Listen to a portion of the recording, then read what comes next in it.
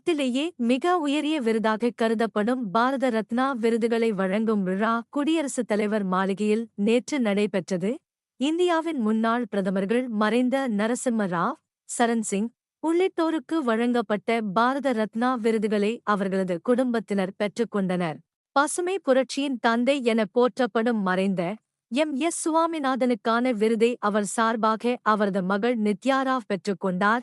பிஹார் முன்னாள் முதல்வரும் பிற்படுத்தப்பட்ட சமூகத்தினரின் உரிமை போராளியுமான மறைந்த கர்பூரி தாக்கூருக்கு வழங்கப்பட்ட விருதை அவரது மகன் ராம்நாத் தாக்கூர் பெற்றுக்கொண்டார். ஐந்தாவதாக விருதுக்குரியவர் பாஜக மூத்த தலைவரும் முன்னாள் துணை பிரதமருமான எல். அத்வானி ஆவார். இதில் எல். அத்வானி உடல்நலக் குறைவால் விழாவில் கலந்து கொள்ள இயலவில்லை. ஆகவே குடியரசுத் தலைவர் திரௌபதி முர்மு இன்று அவரது இல்லம் தேடி சென்று அவருக்கு பாரத ரத்னா விருதை அளித்து கௌரவிப்பார். இவ்விழாவில் குடியரசு துணைத் தலைவர் ஜக்தீப் தன்கர், பிரதமர் நரேந்திர மோடி, மத்திய அமைச்சர்கள் கலந்து கொண்டார்கள். உலக உணவு மற்றும் வேளாண்மை அமைப்பான FAO சர்வதேச சிறுதானியங்கள் ஆண்டு ஆய்வாயேன் 2023 நிறைவு விழாவை இத்தாலியின் ரோமில் உள்ள FAO தலைமையகத்தில் நேற்று கொண்டாடியது. நேரிலும் காணொலி முறையிலும் இந்த நிகழ்ச்சி நடைபெற்றது. இதில் மத்திய வேளாண் மற்றும் விவசாயிகள் நலத்துறையின் கூடுதல் செயலாளர் மனைந்தர் கவுர் திவேதி உட்பட உலகின் பல்வேறு பகுதிகளிலிருந்தும் முக்கிய பிரமுகர்கள் பங்கேற்றனர். உலகெங்கிலும் உள்ள சிறுதானியங்களின் மதிப்பு கூட்டப்பட்ட உணவு வகைகளின் காட்சிப்படுத்தல் மற்றும் நேரடி சமையல் ஆகியவற்றைக் கொண்ட சிறப்பு கண்காட்சிக்கும் ஏற்பாடு செய்யப்பட்டிருந்தது. இந்தியாவின் முன்மொழிவைத் தொடர்ந்து 70க்கும் மேற்பட்ட நாடுகளின் ஆதரவுடன் ஐக்கிய நாடுகள் பொதுச்சபை மார்ச் 2021 அதன் 75வது அமர்வில் 2023ஆம் ஆண்டை சர்வதேச சிறுதானியங்கள் ஆண்டாக அறிவித்தது. சிறுதானியங்களின் ஊட்டச்சத்து மற்றும் ஆரோக்கிய நன்மைகள் குறித்த விழிப்புணர்வு 2023ஆம் ஆண்டு முழுவதும் ஏற்படுத்தப்பட்டது. தமிழகத்தில் சராசரியாக தினசரி மின்நுகர்வு 300 மில்லியன் யூனிட்களாக உள்ளது. இது கோடை காலத்தில் 350 மில்லியன் யூனிட்களாக அதிகரிக்கும். கடந்த ஆண்டு ஏப்ரல் 20ஆம் தேதி தினசரி மின்நுகர்வு 423.785 மில்லியன் யூனிட்களாக அதிகரித்தது. இதுவே இதுவரை உச்சபட்ச அளவாக இருந்தது. இந்நிலையில் இந்த ஆண்டுக்கான கோடைக்காலம் தற்போது தொடங்கியுள்ளது. கடந்த சில நாட்களாக வெயில் சுட்டெரித்து வருகிறது.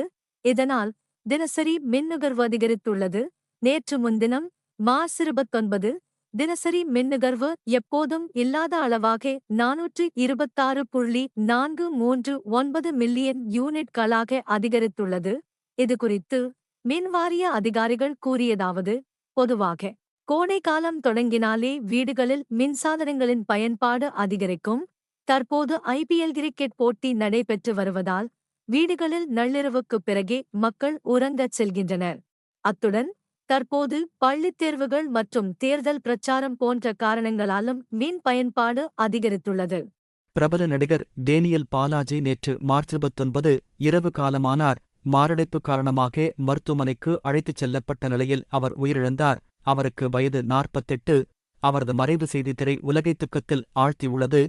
முன்னதாக தனது கண்களை தானம் செய்ய நடிகர் டேனியல் பாலாஜி முடிவெடுத்திருந்தார் என்று சொல்லப்படுகிறது.